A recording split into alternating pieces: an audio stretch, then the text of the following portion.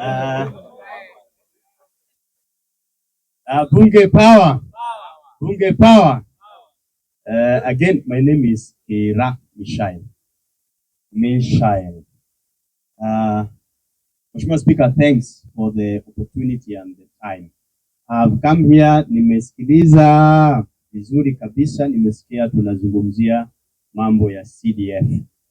Na nafikiri hata kuanzia asubuhi pia bunge zingine tumekuwa tukizungumzia hiyo. So I think I will also give my take on the same.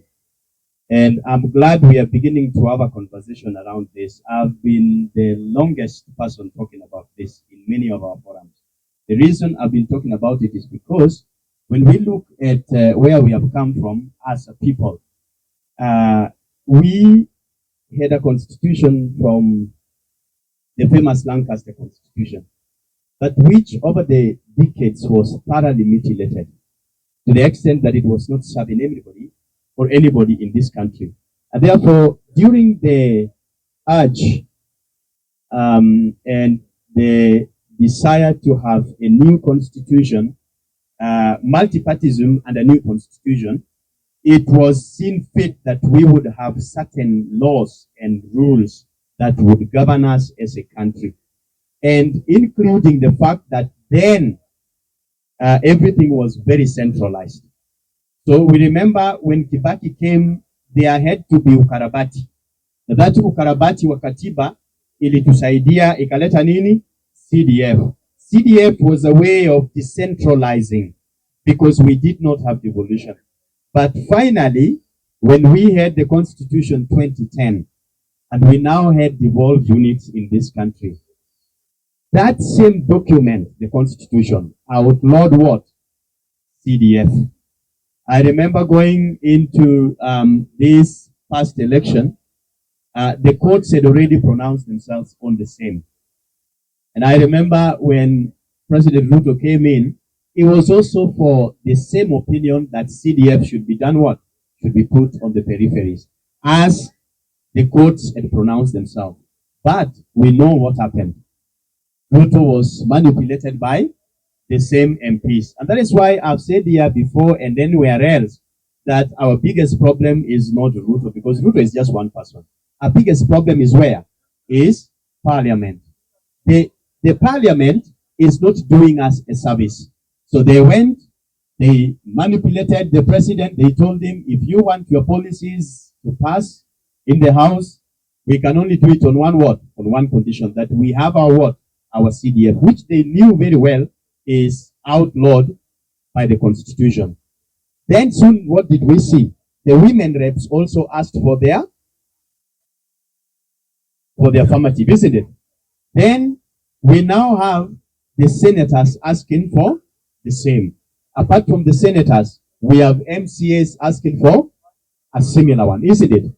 Now, but what does the Constitution say? The Constitution says that any laws, or any law or any set of laws that is inconsistent with the Constitution shall stand what? Null and void. I think where we must put our pressure on, today we do not need CDF because we have what? Governors. We need to have the two houses of parliament, and the two houses of parliament especially, to be left with the responsibility of legislative. Why do I say so? Because our constitution is borrowed almost to 95% of it from the Constitution of the United States of America. What do we see in it? We see that the legislators do not handle any monies. I've said this before, I will repeat it.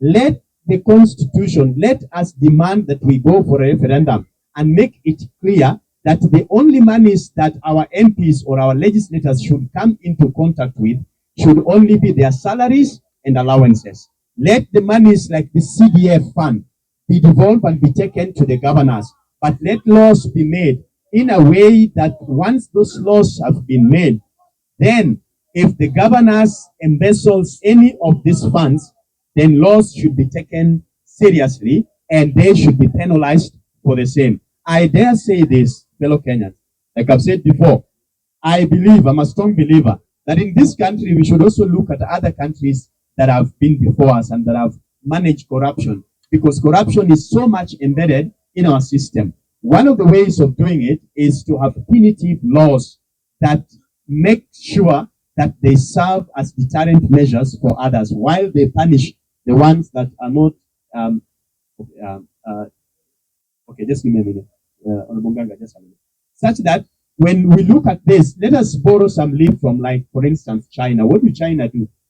If you are found corrupt, what do? They hang you, isn't it? Hanging perhaps would be able to serve Kenyans, because I think sometimes people need to see an example which is daring, then they will be able to set back and go back.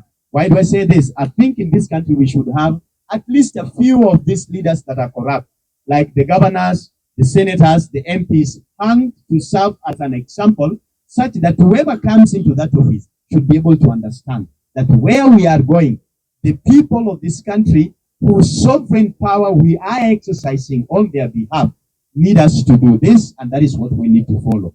Mr. Speaker, I rest my case. Thank you. I know you had an act, but we will read it.